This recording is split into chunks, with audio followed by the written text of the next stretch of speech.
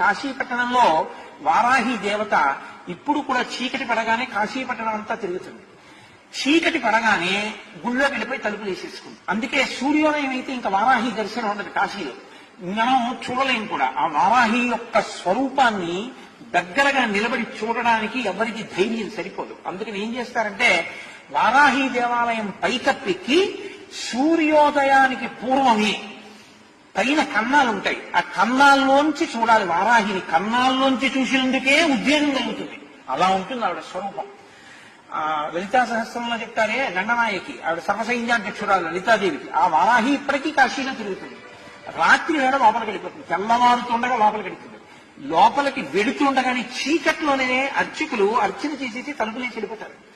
ఎవరైనా చూసేవాళ్ళు ఉంటే పైనుంచి ఒకసారి లోపలికి చూసి వెళ్ళిపోతారు. కలియుగ దేవా కరుణించరావా మంగాపతే శ్రీ వెంకటేశ. కలియుగ దేవా కరుణించరావా మంగాపతే శ్రీ వెంకటేశ. ఆదిశేష అనంత శయన శ్రీనివాస శ్రీ వెంకటేశ.